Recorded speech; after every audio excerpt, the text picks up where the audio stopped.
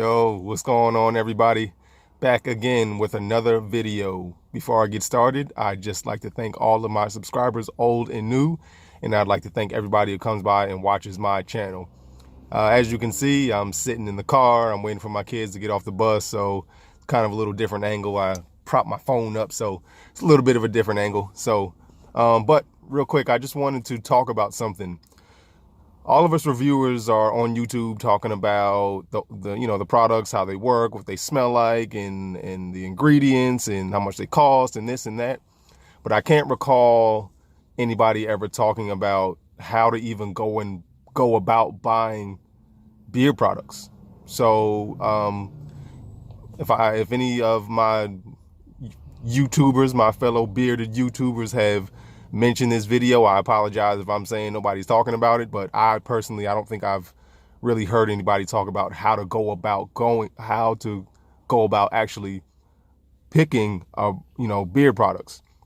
And like I said, I'm a YouTuber and I know a bunch of other YouTubers who mainly focus on beer products, and obviously we have tried a lot of products, so we know what we're looking for. So it's a little bit easier for us to figure that out than someone who's fairly new to the game. So I'm just going to tell you really quickly what I look for when I purchase beer products, or when somebody reaches out for me to do a review. So first is going to be ingredients.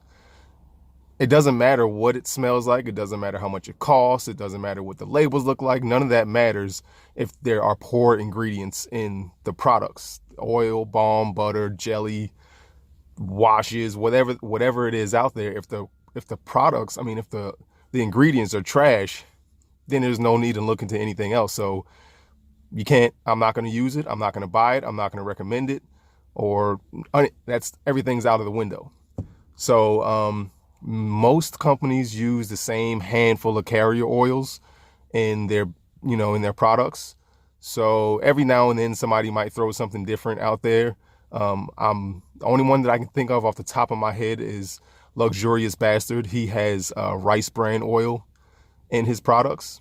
So that's the only one that I can think of off the top of my head.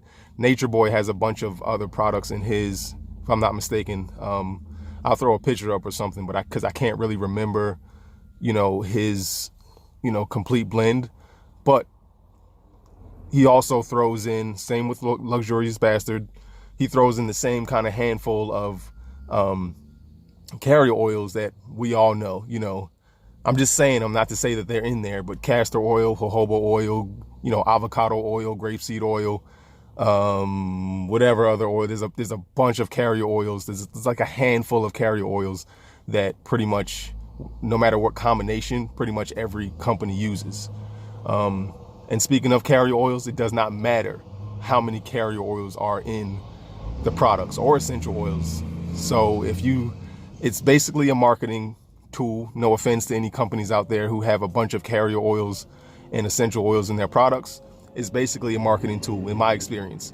I've used companies that have a bunch of, double-digit carrier oils and essential oils or close to it. And I've used companies that have one or two carrier oils and one or two essential oils, and it works the same. So that doesn't necessarily mean that it's going to work because it has a bunch of carrier oils or essential oils. So ingredients are number one. If the ingredients are good, then you can move on. Second for me is scent. If it has the proper ingredients and it smells good, then, I can run with it.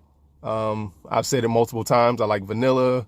I like peppermint. I like citrus kind of scents, more like, sweet stuff.